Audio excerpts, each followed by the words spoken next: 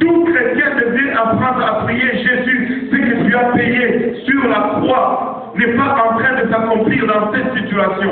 Quand je vois une famille en détresse, ce n'est pas pour ça que Jésus a payé. Je dois m'occuper de cette mine. Quand je vois un jeune en détresse, ce n'est pas pour ça que Jésus a payé sur la croix. Je dois prier, je dois intervenir, je dois intercéder, je dois supplier pour que, alléluia, ce qu'il a prié, payé sur cette croix s'accomplisse dans cette situation. Nous devons prier quand nous voyons une situation en désaccord avec le prix payé, en désaccord avec le contrat. Nous devons réclamer le contrat. Nous devons réclamer le contrat. Alléluia. Nous ne sommes pas là pour le faire par notre propre moyen. Nous devons aussi apprendre à prier alors que ta puissance coule à travers ma prière pour accomplir ton objectif en tant que membre de l'armée d'occupation attribuée à respecter ta volonté dans ce royaume. Je bloque l'avance de l'adversaire. Nous sommes là pas pour juste occuper une place. Nous sommes là pour repousser l'adversaire. Nous sommes là pour occuper le territoire. Oh Seigneur. Et on peut pousser la chose jusqu'à dire, selon les termes du contrat du calvaire, je lis l'ennemi, je lis plutôt la réussite de l'ennemi dans cette situation, je délie sur la terre ce que tu as déjà délié dans les cieux. Hey, c'est une arme puissante que nous avons, qui est la prière de supplication. C'est une arme puissante que nous avons, qui est la prière d'intercession. Et une arme aussi puissante comme la supplication n'est pas destinée à être gaspillée sur des petites préoccupations égocentriques et temporaires. Tu vois des fois deux personnes dans l'église qui vont se chicaner ou se chamailler. J'avais déjà vu une scène, ça fait longtemps, ok? Dans l'église. Deux, pas nouveau, anciens dans l'église. Juste, là, en train de se chicaner. Je te dis, au nom de Jésus. Vous ne croyez pas, j'ai des témoins.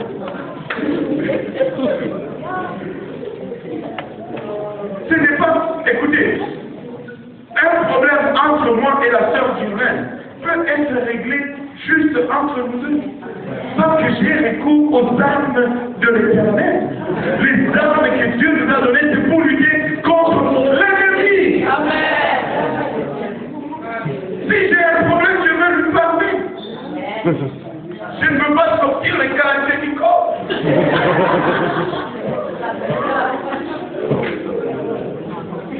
Aide-nous, Seigneur. On ne peut pas gaspiller la puissance de la prière sur de telles futilités. Anyway, moi je suis arrivé à une conclusion. C'est pas tout le monde qui va t'aimer anyway. Et même si tu te fais pendre pour tout le monde, il y aura toujours qui ne seront pas satisfaits, même après que tu sois pendu pour eux. Laisse tomber. Dis seulement, prie pour Dieu, fais l'œuvre de Dieu et le royaume de Dieu avance. Oh Seigneur, aide-moi. Je ne suis pas dans les notes, mais bon, c'est sorti par le Saint-Esprit.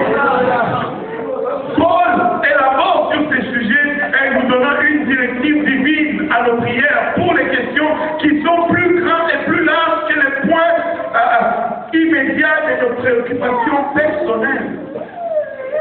Nous avons des situations personnelles, mais les armes de l'Éternel, c'est pour le royaume. Regardez 1 Timothée 2, versets 1 à 4.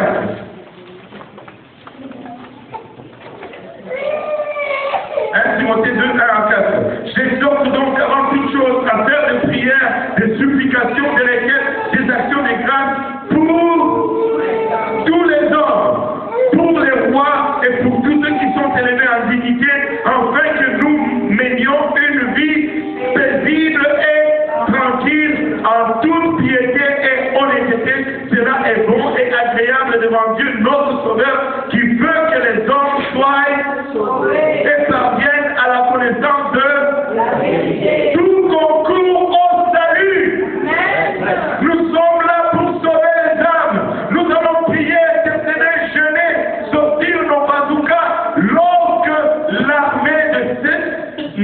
institutions de ce royaume s'élèvent contre le salut des âmes, nous allons prier pour que Dieu nous donne des situations convenables, des opportunités convenables, qui nous donnent la liberté de prêcher cette vérité. Cette vérité doit être annoncée. Notre guerre, c'est pour la vérité. Amen. Nous avons été équipés pour prier pour des questions cruciales et éternelles du royaume. Nous avons reçu la promesse d'une influence qui peut affecter le climat de notre culture et ainsi créer une atmosphère où les gens peuvent plus facilement parvenir à la connaissance de la vérité. Quand nous prions, nous changeons le monde spirituel de notre environnement. Quand tu pries, l'environnement spirituel change. L'environnement spirituel change. Nous pouvons faire plus après avoir prié, mais nous ne pouvons rien faire avant d'avoir prié. Parce que avant de prier, le circonstance ou l'environnement spirituel n'est pas propice. N'est pas propice. Ce serait l'ultime acte d'égoïsme que de gaspiller cet armement surnaturel sur des petites luttes entre nous, qui sont vraiment, si je peux le dire, des escarmouches sans conséquence. Si le frère vivant va marcher sur mon orteil, ça fait mal. Ça va passer. Ce n'est pas la fin du monde. Mais si on commence à gaspiller notre énergie sur les uns les autres, nous sommes en train d'utiliser une arme puissante et efficace qui affecte les cultures. C'est comme si tu utilisais un bazooka pour tuer une mouche. Et c'est vrai.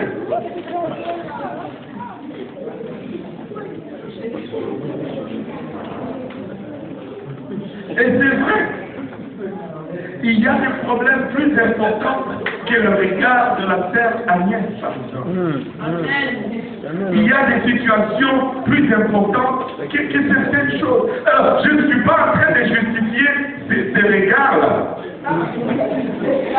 Si tu es un chrétien rempli du Saint-Esprit, tu dois arrêter de faire ces regards-là. Amen. Yes.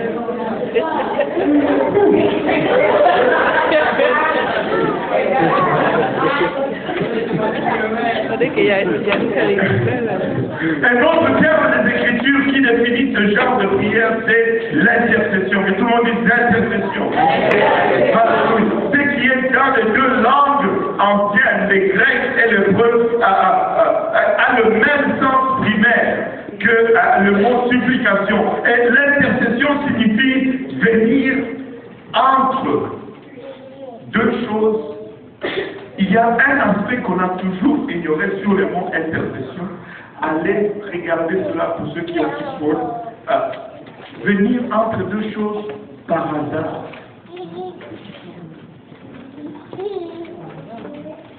Par hasard. Et cette expression est particulière. Et elle est utilisée, vous voyez, qui a Isol ici? C'est gratuit, Isol. Mais c'est tellement riche et c'est tellement extraordinaire. Si tu lis le livre de Genèse 28, verset 11, la Bible nous dit, lorsqu'il arriva, parlant de Jacob, dans un lieu où il passa la nuit, le mot arriva là-bas, dans ce verset-là, c'est le même mot qui est traduit par intercession. Il est arrivé à une place par hasard et il y est resté jusqu'à.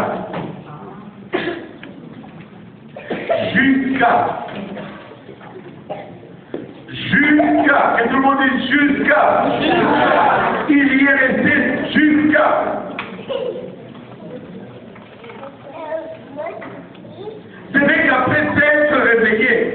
de son rêve, qu'il s'est rendu compte qu'un lieu d'arrêt apparemment aléatoire, il s'est arrêté juste là parce que c'est la nuit, est devenu la pierre angulaire de toute sa vie. Jacob a pris des engagements et sa vie a commencé à changer à partir de ce jour-là, dans un lieu où il est arrivé juste comme ça, sans planifier.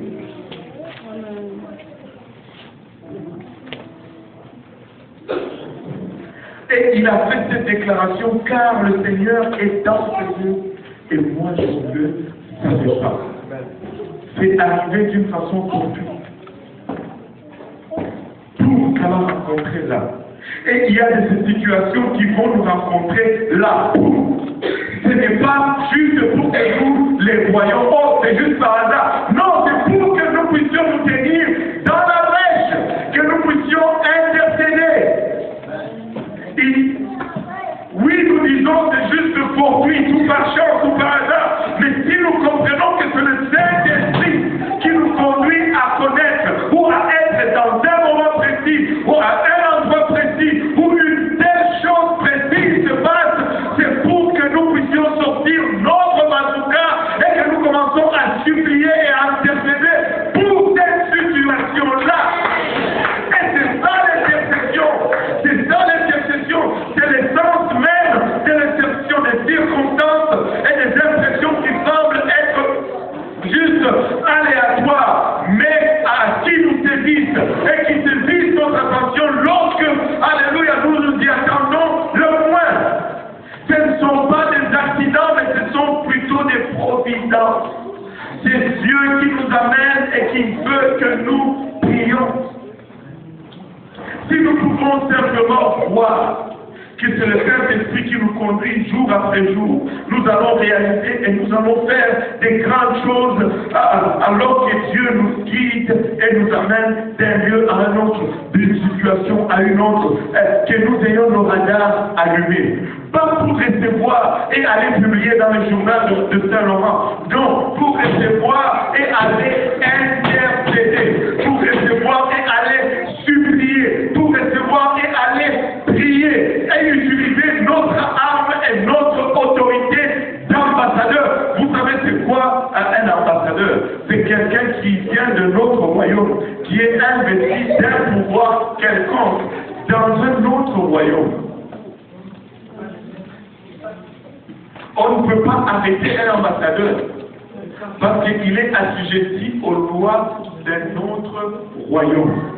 Écoutez, peuple de Dieu, on ne peut pas vous arrêter parce que vous êtes assujetti aux lois d'un autre royaume. Et tu sais, quand il y a un problème, si le Canada veut t'attraper, tu cours, tu vas dans l'ambassade du Congo, tu sautes le mur, tu rentres. Amen. Enfin. Amen. Ils ne peuvent pas venir te chercher là-dedans. À moins que les Congolais.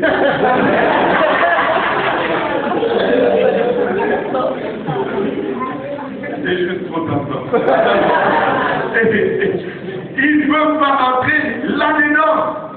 Parce que c'est une ambassade, c'est considéré comme un territoire étranger et la loi qui règne sur cette portion de terrain-là, c'est la loi du royaume étranger.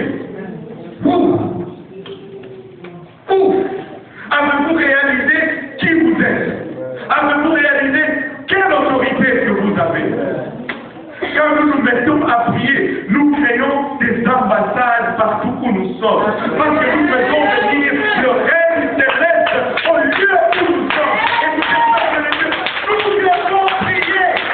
Nous devons prier. Que ton règne vienne. Que ton règne vienne. Nous devons créer le territoire étranger partout dans ce royaume. Où les gens viennent et ils viennent se réfugier. Où les gens viennent et ils sont soustraits de la loi du roi de ce monde ou du prince de ce monde. Ils peuvent rentrer dans notre territoire, dans notre ambassade et être soustraits aux lois du prince de ce monde. Parce que quand ils rentrent dans notre territoire, la loi qui s'applique sur eux maintenant, c'est la loi de l'autre royaume. Nous devons prier. Regarde ton voisin, dis-lui, tu dois prier. Tu dois prier. Tu dois. Oh, Seigneur, je suis. Alléluia. Longue journée. Amen. Non. Nous devons faire des prières de supplication, c'est-à-dire des prières de persévérance, des prières d'insistance, des prières d'autorité, des prières d'occupation. Nous sommes ici pour occuper un territoire. Alléluia. L'intercession se produit quand le croyant se rend compte que Dieu a placé des limites de bénédiction autour de son peuple. Et qu'à moins que quelqu'un prie, Satan essaye toujours de violer ses limites. Il va essayer de rentrer dans l'ambassade. Mais nous sommes là pour leur rappeler, ça ce sont les murs de l'ambassade. Tu ne peux pas entrer au-delà.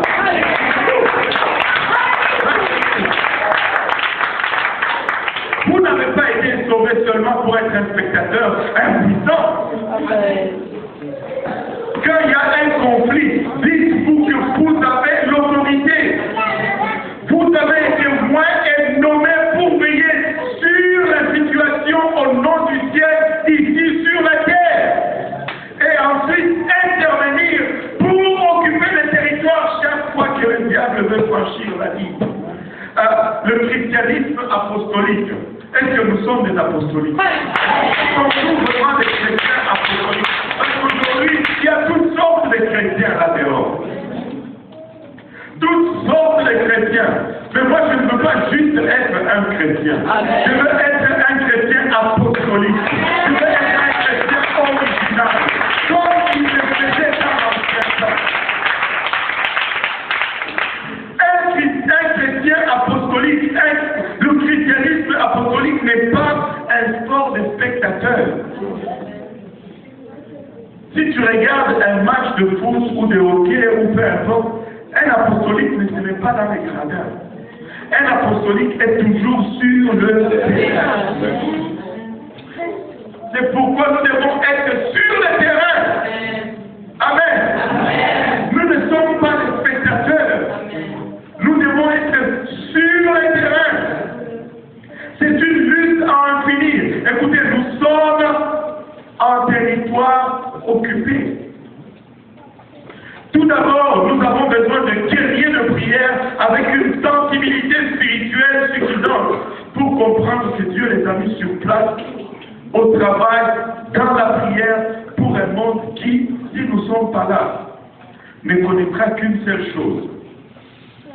Si nous ne prions pas et que nous n'intercédons pas, le monde autour de nous ne va connaître qu'une seule chose. Les conséquences du péché, sans aucune espérance de l'intervention divine. C'est notre prière qui bouge la main de Dieu. Si tu es sauvé, quelqu'un a prié pour toi quelque part. Et n'arrête pas la chaîne sur toi. Nous sommes littéralement les forces d'occupation pour un royaume qui n'est pas de ce monde. Maintenant, il y a quelques 2000 ans, il y a 2000 ans qui se sont écoulés environ sur le calendrier, depuis que notre Seigneur Jésus-Christ a fait sa déclaration historique d'une montagne indéfinissable près de Jérusalem. Il a déclaré que la fin des grandes opérations de combat avec l'enfer était finie.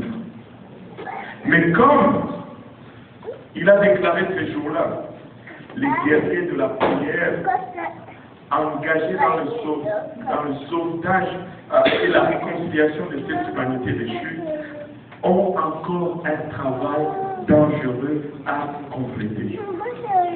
Et ces paroles résonnent avec autorité prophétique. La guerre est finie, mais nous avons encore un travail dangereux. C'est pourquoi lorsqu'il nous donne cet ordre, nous devons la respecter à la lettre. Matthieu 28, 19 nous dit, allez, faites de toutes les nations des disciples les baptisant au nom du Père et du Fils et du Saint-Esprit, et enseignez-leur à observer tout ce que je vous ai prescrit. Et voici, je suis avec vous tous les jours, jusqu'à la fin du monde.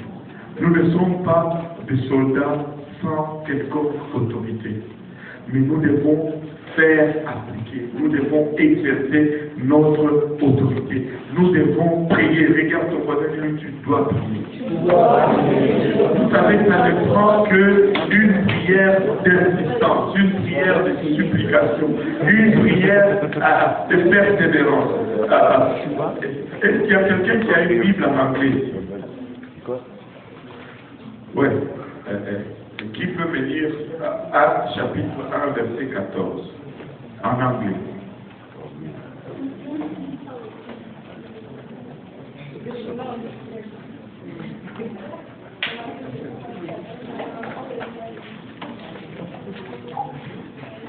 Oui, donc tu vas dire.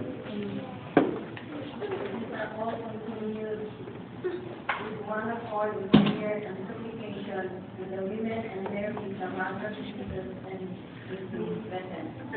They all continue with prayer and supplication. Supplication. Maintenant, si on le dit en français, on dit tous d'un commun accord, persévérer.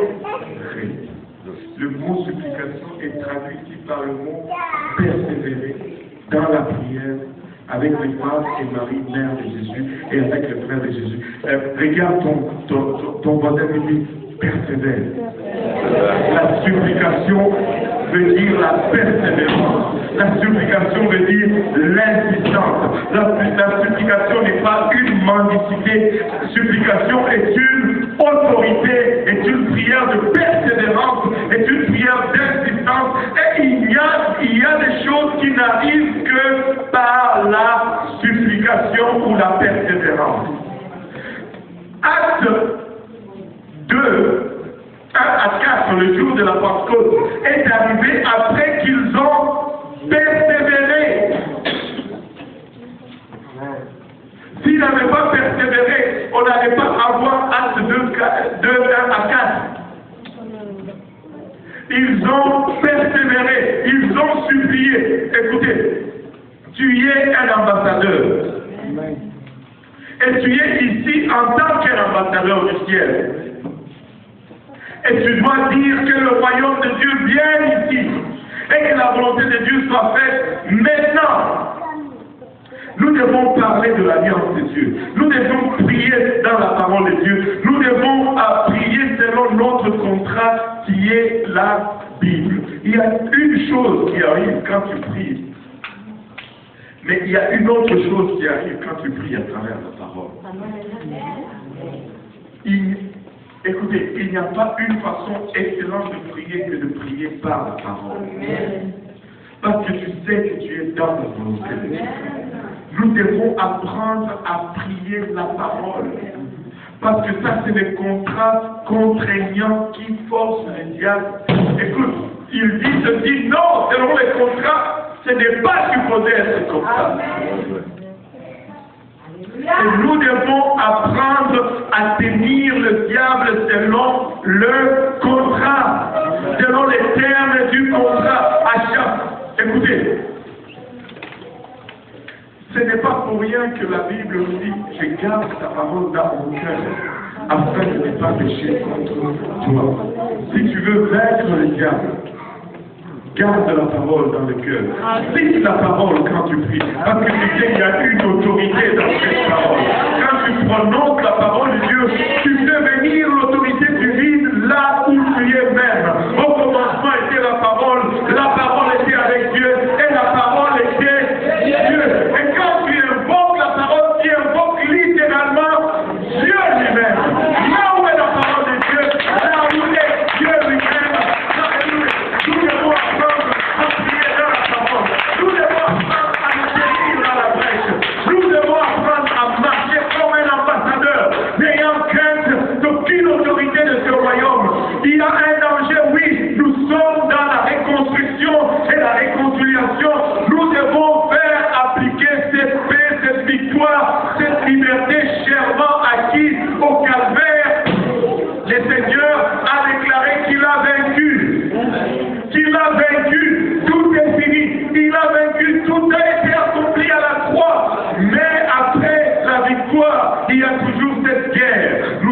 cette armée qui sont restés ici pour préserver cette liberté chèrement acquise à la croix. Nous devons persévérer. Nous devons prier comme nous n'avons jamais prié auparavant. Nous devons apprendre à toucher le bord du manteau de Dieu avec nos prières, nos cris. Écoutez, nous ne sommes pas des vauriens. Nous ne sommes pas de n'importe qui. Regarde ton voisin, dis, je ne suis pas n'importe qui. Ok. Je ne suis pas... Je ne suis pas à l'autre manière. J'avais vu une vidéo une fois. Encore. Je le dis quand même. J'avais vu une vidéo à Terre Congolais, à Bruxelles. J'étais dans le métro. Là, il parlait à haute voix. Et puis, il y a un blanc qui pleure aussi, monsieur. Parce que nous sommes tous dans le train. Et là, il se tourne et se fâche. Hey, comment tu te permets, toi? Est-ce que tu me connais? Tu connais qui je suis, moi? Tu connais qui je suis? Il a donné, mais il n'est rien.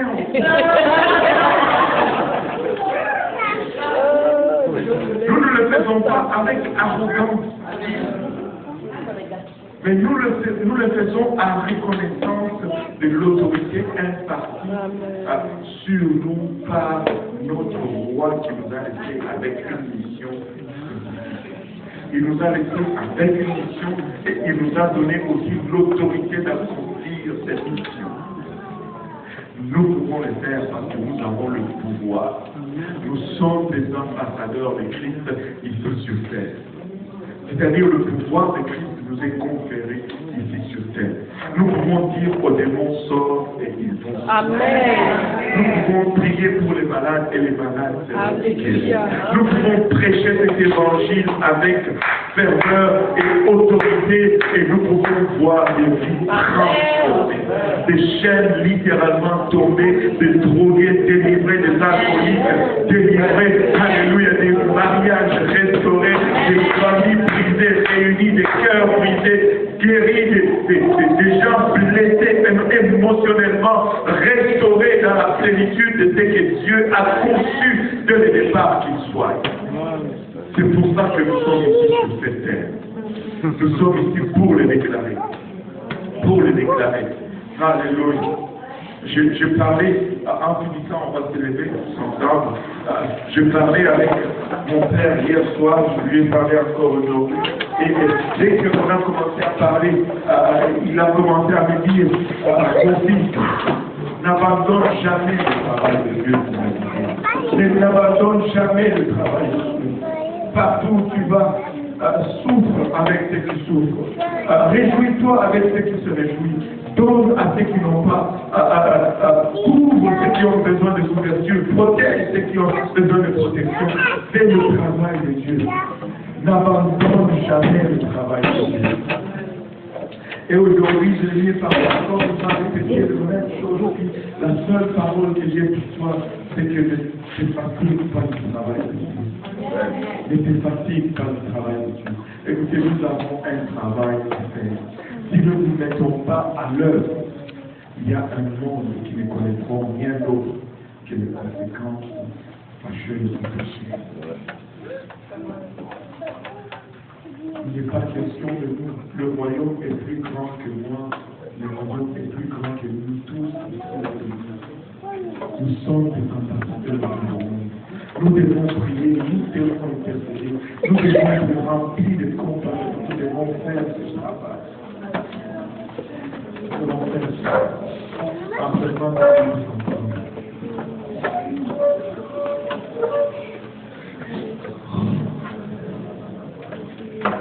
Est-ce que les choses te rappellent encore une fois ton amour, ta bonté, ta fidélité, nous te remercions pour la victoire, papa, acquise pas sur le mont Calvaire, Seigneur. Nous te remercions pour la déclaration de la victoire.